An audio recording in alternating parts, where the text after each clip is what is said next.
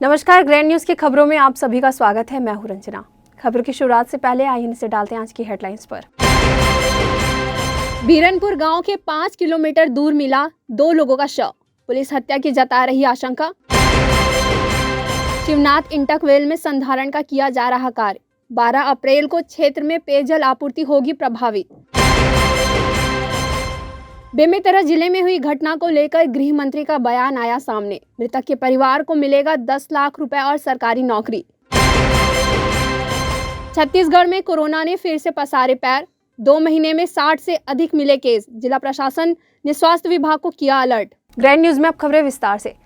बेमेतरा जिले के साजा के चर्चित 2 समुदाय के खूनी संघर्ष के बाद एक युवक की हत्या कर दी गई। वहीं आज चौथे दिन बीरनपुर के समीप गांव में 2 लोगों की लाश मिली है। यह कौन है और कहां की रहने वाली हैं, इनकी शिनाख्त फिलहाल बेमेतरा पुलिस कर रही है। बेमेतरा जिले के साजा विकास खंड के ग्राम बीरनपुर में 2 समुदायों में खूनी संघर्ष में एक की हत्या के बाद आज चौथे दिन बीरनपुर ग्राम में खेत के पास 2 अज्ञात शव की लाश मिली है। वहीं अज्ञात शव मिलने से क्षेत्र में दहशत व तनाव का माहौल कायम है। पुलिस के द्वारा दोनों शव को पोस्टमार्टम के लिए बेमेतरा जिला चिकित्सालय भेज दिया गया है। वहीं पुलिस के द्वारा स्थानीय लोगों एवं सोशल मीडिया के माध्यम से शव को पहचान कराने का भी प्रयास किया जा रहा है। शव को नजदीक जाकर देखने पर 40-50 वर्ष के अज्ञात युवक की लाश पड़ी मिली। लोगों ने इसकी सूचना पुलिस को दी। युवक के सिर पर जख्म का भी निशान है। प्रथम दृष्टया ऐसा प्रतीत हो रहा है कि युवक की हत्या कर शव को छुपाने के उद्देश्य से खेत में लाकर फेंक दिया गया है। युवक की पहचान एवं पता लगाने का प्रयास किया जा रहा है। वहीं पुलिस विभिन्न पहलुओं पर जाँच कर रही है। सुनसान जगह टाइप का बहुत ओपन एरिया है, वहाँ पर दो बॉडी और ये डेथ कैसा हुआ देखने में समझ में नहीं आ रहा। ये आपसी का ये है, झगड़ा है या किसी और ने किया है। इसको पुष्टि करने के लिए अभी पोस्टमार्टम के लिए भेजा गया है। जैसे ही पोस्टमार्टम हो जाता है इसमें पुष्टि करने के लिए हमें आधार मिल गया। अभी तो फिलहाल हेड इंजरी दिख रहा है, तो तुरंत इनको पोस्टमार्टम के लिए भेजा गया है, क्योंकि अभी सिचुएशन तनावपूर्ण है। कुछ भी बिना आधार के बोलना ठीक नहीं रहेगा, तो थोड़ा सा इंतजार करेंगे तो पीएम रिपोर्ट के बाद शिनाख्त हो गई क्या उन लोगों की जिनकी हुई है? अभी शिनाख्त नहीं हुई है, इसलिए हमारी टीम लगी हुई है यहाँ के आसपास के लोगों से बात करने के लिए कि कौन सी फैमिली में कोई मिसिंग है तो बताएंगे, ताकि उनकी शिनाख्त हो जाए। हाँ जी, 2 बॉडी, दोनों पुरुष। कितने उम्र होंगे सर लगभग उनकी? देखने में लग रहा है कि 40 के ऊपर ही लग रहा है। देखने में तो तुरंत नहीं लग रहा है। We have to wait and. Bureau report, grand news.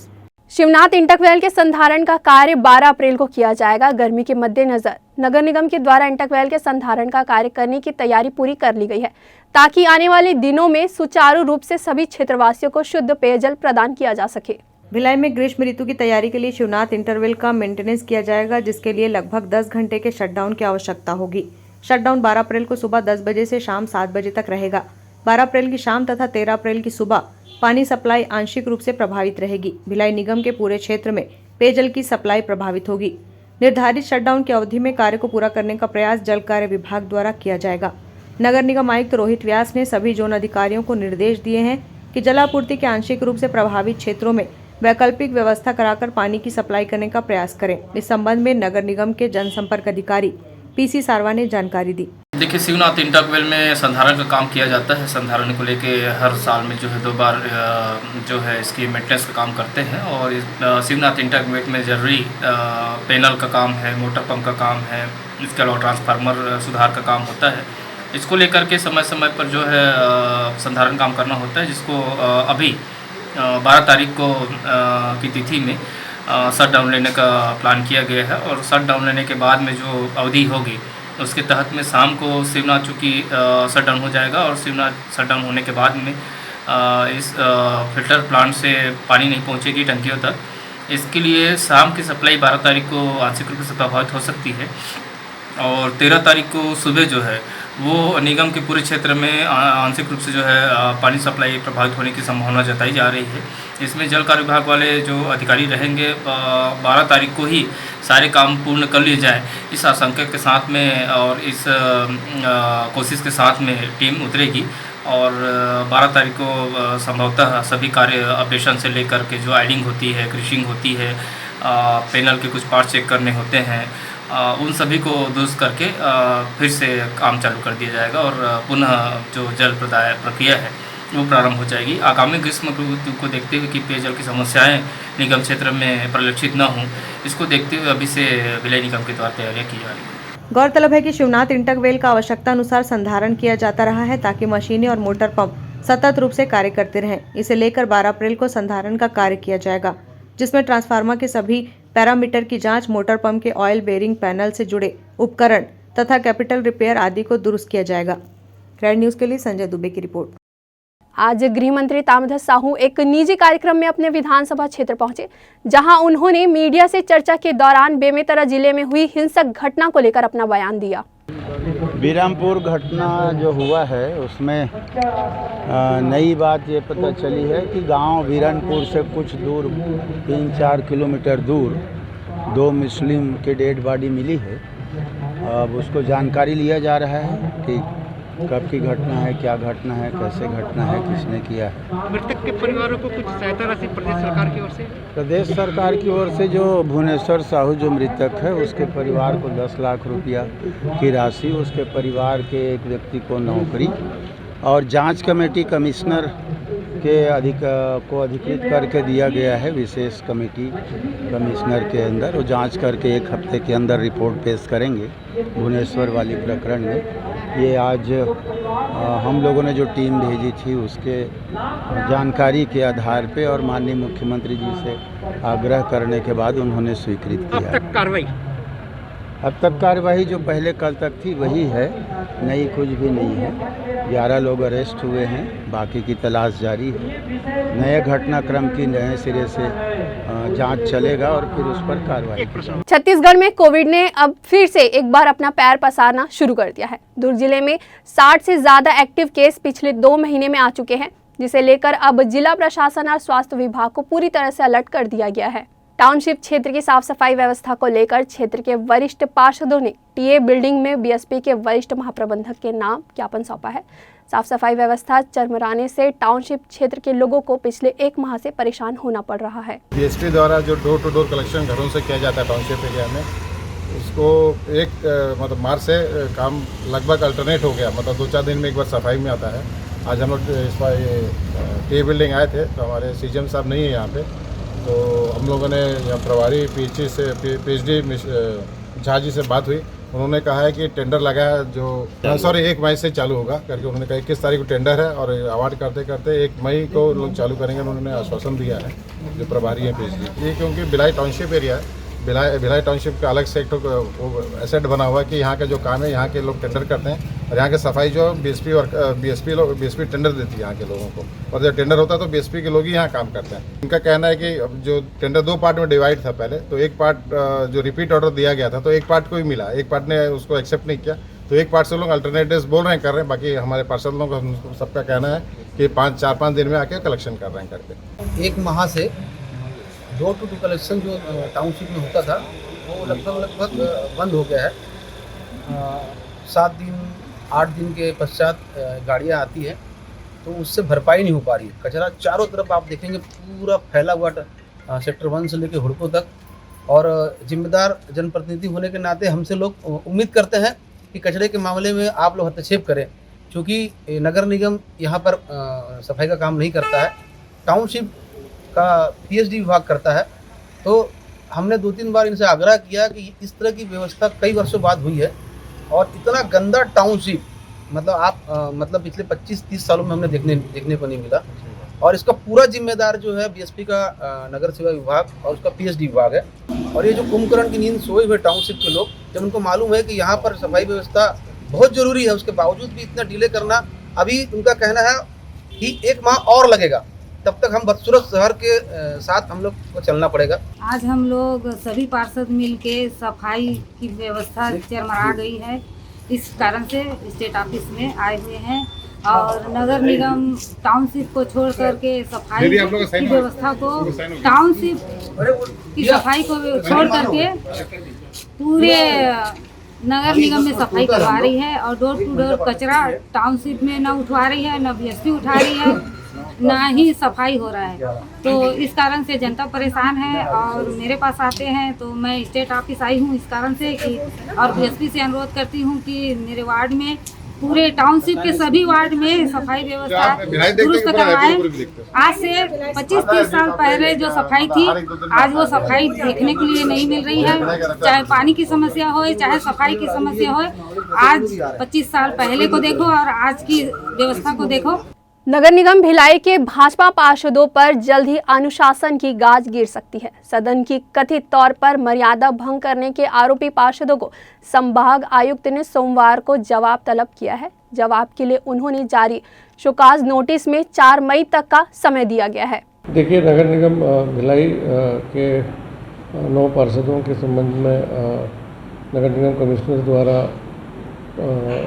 वहाँ की बैठक में लिए गए प्रस्ताव के अनुसार उन पर कार्रवाई के लिए प्रस्ताव भेजा था, जिस पर अधिनियम की धारा 19 के तहत संबंधित पार्षदों को कारण बताओ नोटिस जारी किया गया है और इसमें पूरी जांच पड़ताल होने के पश्चात ही कोई निर्णय लिया जाएगा। देखिए, जो प्रस्ताव वहाँ से आया है वही शब्द है कि उनका व्यवहार जो है वो अनुकूल नहीं था। देखिए, 4 मई तक उनको जवाब देने के लिए समय दिया गया है और उस दिन सुनवाई होगी। वक्त हो चला है एक छोटे से ब्रेक का। खबरें और भी हैं, बने रहिए ग्रैंड न्यूज के साथ।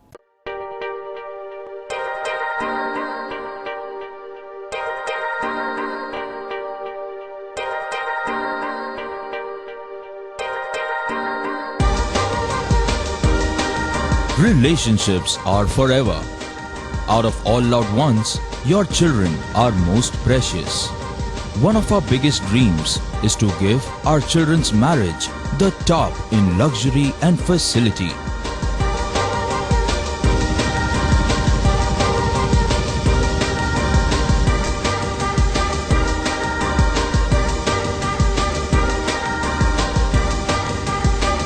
In today's busy life, you cannot afford to take time out for everything to be perfect for your marriage. And you cannot compromise on quality of service for your guests. Our customized marriage packages are made just according to your wish. This presentation will acquaint you with the different luxury packed marriage packages available. This package has an elaborate menu with 60 mouth-watering items. Bharat Swagat including welcome drink, snacks and sweets. A breathtakingly decorated welcome gate and the arena decorated with flowers. To give you the best colors in view, we organize special light effects for all areas. We take care of decorating the groom's car to its best attire and exclusive DJ beats for extreme fun and valet parking to make your guests feel like an emperor. Our exclusive add-ons give you unlimited freedom to customize your ceremony to its best.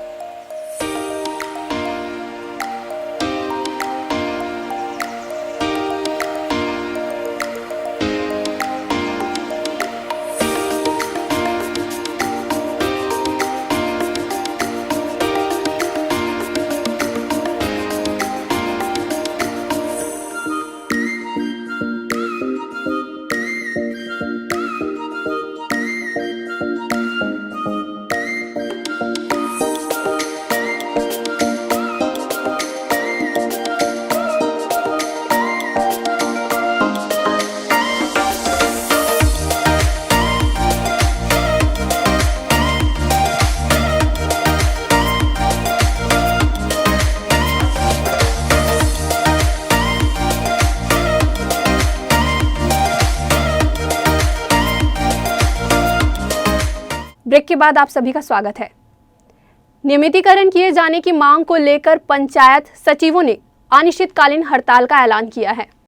शासकीकरण किए जाने की मांग को लेकर प्रदेश सचिव संघ के द्वारा कलम बंद काम बंद हड़ताल का आयोजन किया गया। पंचायत सचिव की मांग थी कि उन्हें 2 वर्ष की परिवीक्षा अवधि पूरी होने पर उनका नियमितीकरण किया जाए, किंतु बजट में पंचायत सचिव के शासकीकरण के संबंध में कोई पहल नहीं होने से छत्तीसगढ़ के समस्त पंचायत सचिवों में रोष व्याप्त है, जिसके चलते समस्त पंचायत सचिव अनिश्चितकालीन हड़ताल पर बैठ गए हैं।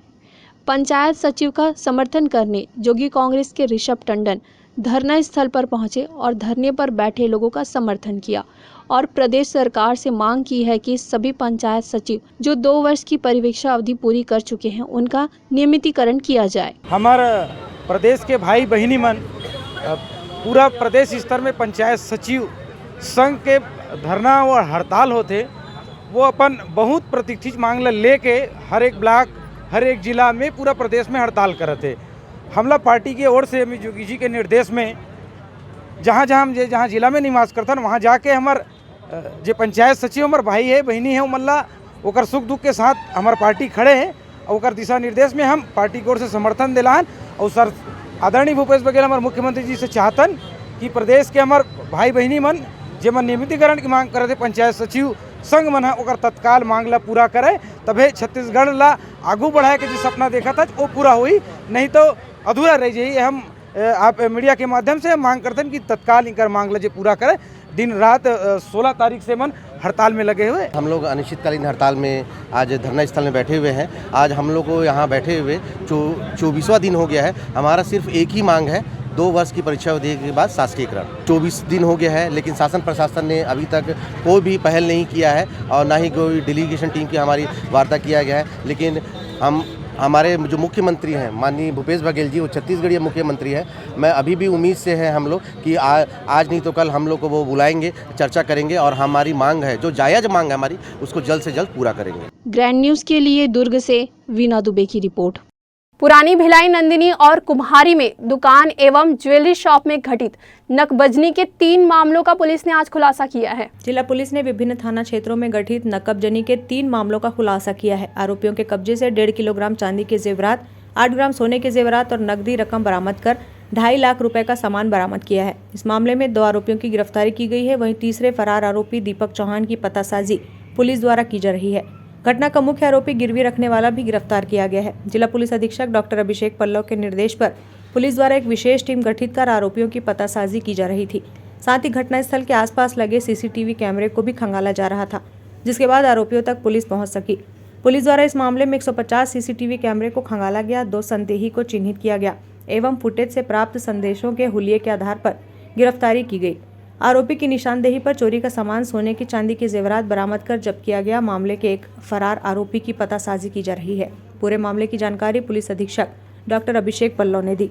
ये तीनों प्रकरण पिछले 2 महीने में हुआ था। रायपुर का एक पहले भी जेल जा चुका है एक मास्टरमाइंड, उसने एक सदस्य के साथ मिलकर ये लोग पहले कुम्हारी, उसके बाद सिरसा गए और फिर अठनेवाड़ा क्षेत्र में चोरी को अंजाम दिए। ये लोग रात में 2 बजे निकलते थे रायपुर से, 2:30 और 3 बजे के बीच में पुणे में जहाँ दुकानें जहाँ कोई गार्ड नहीं है, जहाँ सीसीटीवी नहीं है, वहाँ पे घुस के अब संभल से पहले वो कटर चोरा करते थे। एक आदमी बाहर नजर रखता था, एक व्यक्ति अंदर जाकर चोरी किया करता था।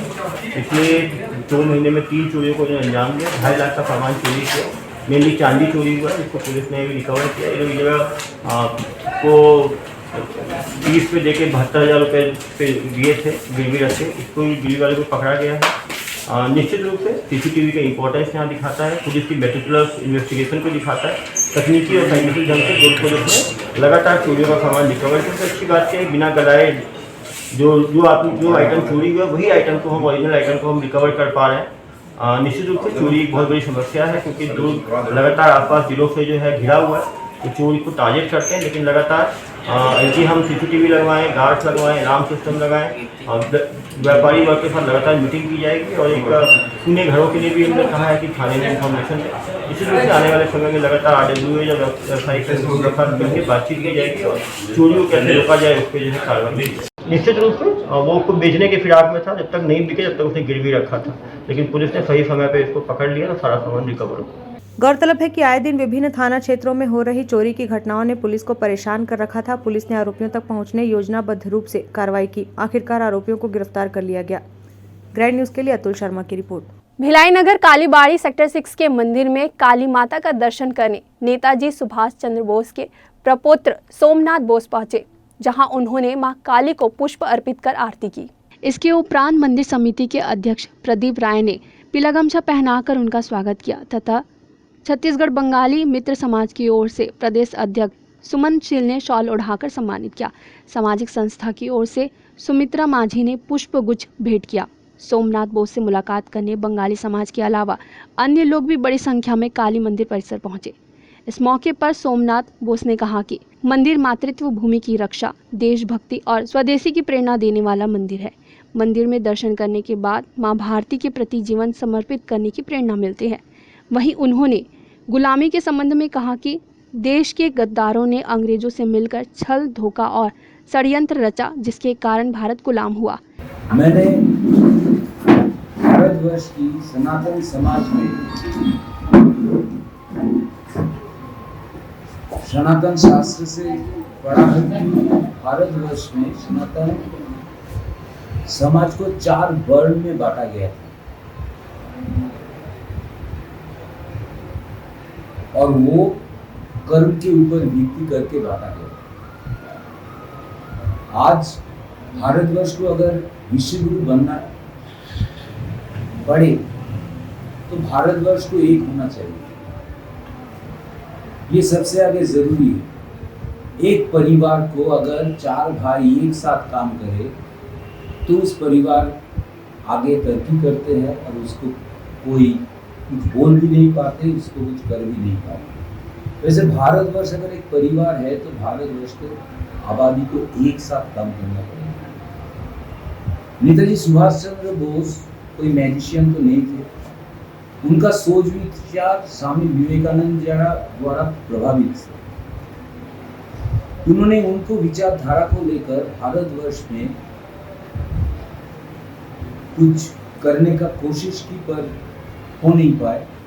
पर जब उन्होंने आजाद हिंद फौज बनाया है, उसका असर वो आजाद हिंद फौज के ऊपर दिखा। सुभाष चंद्र बोस की आजाद हिंद फौज में एक उपासना गृह थे, जहां में मोहन सहगल गुरु ग्रंथ साहिब पाठ करती थी। ग्रैंड न्यूज के लिए भिलाई से संजय दुबे की रिपोर्ट। अमर शहीद बी शंकर राव की पुण्यतिथि के अवसर पर SR hospital and research centre Chikhli के द्वारा निःशुल्क स्वास्थ्य परीक्षण शिविर आयोजित किया गया। शिविर में विशेषज्ञ डॉक्टरों ने अपनी सेवाएं दी। इस अवसर पर मुख्य रूप से जिला पुलिस अधीक्षक डॉक्टर अभिषेक पल्लव उपस्थित हुए। SR hospital and research centre Chikhli द्वारा अमर शहीद बी शंकर राव की पुण्यतिथि के अवसर पर पानी टंकी दशहरा मैदान कैंप 2 में निःशुल्क स्वास्थ्य परीक्षण शिविर का आयोजन किया गया। स्वास्थ्य परीक्षण शिविर में मुख्य अतिथि के रूप में जिला पुलिस अधीक्षक डॉक्टर अभिषेक पल्लव उपस्थित हुए। यहाँ उन्होंने शहीद के तैलचित्र पर दीप प्रज्वलित और माल्यार्पण कर उन्हें नमन किया। तत्पश्चात निःशुल्क स्वास्थ्य परीक्षण शिविर का शुभारंभ मुख्य अतिथि डॉक्टर अभिषेक पल्लव और अस्पताल के चेयरमैन संजय तिवारी ने विधिवत दीप प्रज्वलित कर किया। पुलिस अधीक्षक ने अस्पताल के चेयरमैन संजय तिवारी के साथ स्वास्थ्य परीक्षण शिविर का निरीक्षण किया। अस्पताल द्वारा उपलब्ध कराई गई सुविधाओं को देखते हुए जिला पुलिस अधीक्षक ने स्वास्थ्य परीक्षण शिविर की मुक्त कंठ से सराहना की। विशेषकर निःशुल्क चश्मा प्रदान किए जाने को लेकर उन्होंने अस्पताल का सराहनीय प्रयास बताया। पुलिस अधीक्षक का स्वागत शहीद के परिजनों द्वारा गुलदस्ते भेंट कर किया गया। पुलिस अधीक्षक डॉक्टर अभिषेक पल्लव ने शहीद के परिजनों से चर्चा की। अमर शहीद बी शंकर राव की पुण्यतिथि के अवसर पर आयोजित निःशुल्क स्वास्थ्य परीक्षण शिविर को लेकर पुलिस अधीक्षक डॉक्टर अभिषेक पल्लव ने अपनी प्रतिक्रिया दी। शंकर राव जी पिडमेल सुकमा में नक्सलियों से लोहा लेते हुए शहीद हो गए थे। आज उनकी 8वीं पुण्यतिथि पर एसआर हॉस्पिटल के साथ जो है ये में एक हेल्थ कैंप लगाया गया है, जिसमें फ्री में नेत्र के लिए चश्मा दिया जा रहा है। हड्डी रोग और स्त्री रोग बाकी सभी रोगों की जांच की जा रही है। निश्चित रूप से उनके जैसे शहीद के लिए ये एक अच्छा दिन है कि जब हम उनकी याद कर रहे हैं, उनके लिए हेल्थ कैंप लगा रहे हैं, जो बीमार लोग हैं उनका इलाज कर रहे हैं। उनके परिवार के साथ पुलिस फोर्स खड़ी है। कभी भी कोई उनको प्रॉब्लम होगी तो हम हमेशा सामने हैं। उनकी पत्नी भी पुलिस फोर्स में काम कर रही हैं। उनको देखकर उनके जो यहाँ का आसपास का जो काफ़ी बच्चों के लिए वो आदर्श हैं, और निश्चित रूप से देश में सैनिकों की कोई कमी नहीं है। हम अपने देश की रक्षा के लिए, उनका जीवन दिखाता है कि हम देश की रक्षा के लिए अंतिम सांस तक भी देश के लिए लड़ते हैं। SR hospital and research centre Chikhli के वरिष्ठ चिकित्सक डॉक्टर एसपी केशरवानी ने बताया कि शिविर में विभिन्न बीमारियों के विशेषज्ञ डॉक्टरों द्वारा अपनी सेवाएं देने के साथ ही निःशुल्क दवा और चश्मों का वितरण भी किया जा रहा है। आज यहाँ कैंप 2 में platoon commander B Shankar Rao के इस पुण्यतिथि के अवसर पर हमारे hospital SR hospital Chikhli Durg के द्वारा निःशुल्क स्वास्थ्य शिविर का आयोजन किया गया है। इसमें मुख्य अतिथि के रूप में दुर्ग जिले के एसपी डॉक्टर पल्लव यहाँ पर उपस्थित हुए। यहाँ पर बड़ी संख्या में मरीजों ने स्वास्थ्य परीक्षण कराया, उनको निःशुल्क दवा वितरण की गई और निःशुल्क चश्मे का वितरण किया गया। वो कितने मरीज आ चुके हैं? अभी तो शुरुआत है, फिर भी मुझे लग रहा है कि कम से कम 100 से ऊपर मरीज यहाँ पे पहुँचेंगे। अभी तो काफ़ी भीड़ है, पर और 3 घंटा भी और बाकी है। 100-150 के आसपास मरीज का यहाँ पे स्वास्थ्य परीक्षण किया जाएगा। समाज सेवी अरविंद वर्मा ने निःशुल्क स्वास्थ्य परीक्षण शिविर को लेकर अपनी प्रतिक्रिया दी। आज STF platoon commander B Shankar Rao ji की 8वीं पुण्यतिथि है और वो हमारे बड़े भाई साहब थे, इसी महात्मा गांधी नगर में रहते थे, यहीं पे उनका शिक्षा दीक्षा हुआ। बड़े सरल और सहज स्वभाव के व्यक्ति थे, देख करके नहीं लगता कि ये गोली भी चलाते होंगे। जो मैं 2 बार इनसे मिलना हुआ, उससे मैंने ये जो बताया आपको, और 10-15 दिन की छुट्टी में आए थे। उसके बाद ये गए पिडमेल में, इनका मुठभेड़ हुआ और बड़ी वीरता से आप लड़े और बड़ी संघर्ष के साथ में आपने 11 अप्रैल 2015 को शहीद हुए। हम सबके लिए, पूरे नगरवासियों के लिए बड़े गर्व का विषय है कि ऐसे प्लाटून कमांडर के परिवार के बीच में हम लोग को रहने का मौका मिलता है। शहादत तो साथियों सब देते हैं, लेकिन जो तिरंगे के लिपट में आए, लिपट करके आए, उसे ही सही में शहादत कहा जाता है। शिविर का लाभ बड़ी संख्या में आसपास के लोगों के अलावा दूरदराज के क्षेत्रों से आए लोगों ने भी उठाया। यहाँ डॉक्टरों ने आए लोगों का उपचार करने के साथ उन्हें बीमारियों से बचाव को लेकर परामर्श भी दिया। इस अवसर पर समाज सेवा के क्षेत्र से जुड़े लोगों के अलावा अन्य लोग भी बड़ी संख्या में उपस्थित थे। ग्रैंड न्यूज के लिए अतुल शर्मा के साथ संजय दुबे की रिपोर्ट। भिलाई नगर निगम ने अवैध होर्डिंग एवं पोस्टर को 1018 स्थानों से हटाने की कार्यवाही की। इसके लिए सभी जोन के राजस्व विभाग की टीम उपस्थित रही। वहीं 1018 से अधिक अवैध होर्डिंग पोस्टर हटाए जा चुके हैं। इसके साथ ही 18 नग लोहे का अवैध पोल भी जब्त किया गया है। नेशनल हाईवे प्रमुख सड़कों, ओवरब्रिज तथा अंडरब्रिज से अवैध होर्डिंग पोस्टर को हटाने का काम किया जा रहा है और भी अन्य सड़कों को टारगेट करते हुए अवैध होर्डिंग पोस्टर हटाए जाएंगे। निगम आयुक्त रोहित व्यास के निर्देश पर नेहरू नगर के विभिन्न क्षेत्रों में कार्रवाई की गई। शहर में कई सारे अवैध होर्डिंग एवं पोस्टर बिना अनुमति के लगे हुए थे, इन्हें हटाया गया तथा कई प्रवेश द्वार पर लगे हुए थे, इन्हें भी आवश्यक संस्थानों के माध्यम से हटाया गया। निगम की टीम प्रतिदिन अवैध होर्डिंग एवं पोस्टर को हटाने की कार्रवाई कर रही है। वहीं राहगीरों के लिए भी रास्ता सुगम हो रहा है। भिलाई शहर में अवैध होर्डिंग पोस्टर लगाने वालों को संपत्ति विरूपण के मामले में नोटिस जारी किया जा रहा है। उन्हें अपने स्वयं से होर्डिंग पोस्टर को हटाने की चेतावनी दी जा रही है। इसकी जानकारी नगर निगम के जनसंपर्क अधिकारी पीसी सारवा ने दी। विरूपण को लेकर भिलाई निगम द्वारा विशेष अभियान चलाया जा रहा है और जितने भी जो जोन क्षेत्र हमारे अंतर्गत आते हैं, जैसे 5 जोन क्षेत्र नगर पालिका निगम भिलाई में है, उनकी जो अधिकारियों की टीम है वो उनको एक सिरे से एक टीम बना करके एक विशेष अभियान के तहत में जो है संपत्ति विरूपण की कार्रवाई के तहत जो पोल में लगे हुए प्रचार सामग्री अवैध रूप से लगे होते हैं, जैसे आपके पोस्टर हो गए, बैनर हो गए और इस प्रकार के छोटे होर्डिंग हो गए और जो भी प्रचार सामग्रियाँ हैं, उनको जो शहर में दिखने में बेतरतीब लगते हैं और अवैध रूप से लगे हुए होते हैं, सार्वजनिक स्थानों पर लगे हुए होते हैं, बिजली पोल में लगे हुए होते हैं, अंडर ब्रिज, ओवर ब्रिज में भी आपको देखने को मिलते हैं। तो इन सभी पर जो है एक बड़ा अभियान जो है नगर पालिका निगम भिलाई ने छेड़ दिया है और माननीय आयुक्त महोदय ने इसको लेकर सख्त निर्देश भी अधिकारियों को दिए हैं और इसको लेकर के जो है MIC में भी इसको जो है उन्होंने फैसला लिया है संपत्ति विरूपण पे जो भी यदि उसकी अवहेलना करता है इसको लेकर के।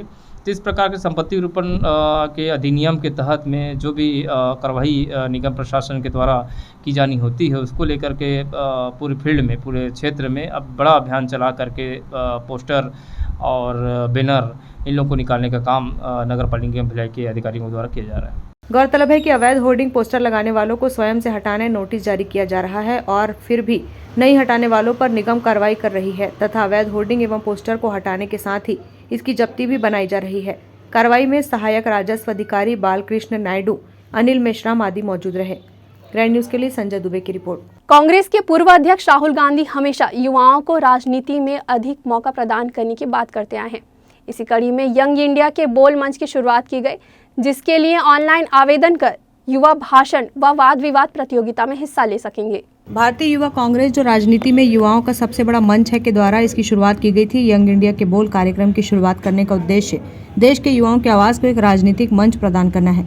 यंग इंडिया के बोल भाषण और वाद विवाद प्रतियोगिता है, जिसमें देश भर से निश्चित समय में ऑनलाइन आवेदन मंगाए जाते हैं। आवेदन के बाद यंग इंडिया के बोल के प्रदेश प्रभारी द्वारा संबंधित राज्य से आए आवेदनों की छटनी कर जिला स्तरीय प्रतियोगिताएं करवाई जाती है, जिसमें प्रतिभागी की वाक कला, विचारधारा, राजनीतिक समझ का मूल्यांकन किया जाता है। यंग इंडिया बोल के जरिए चयन किए गए युवाओं को भारतीय युवा कांग्रेस में प्रवक्ता के रूप में नियुक्त किया जाता है।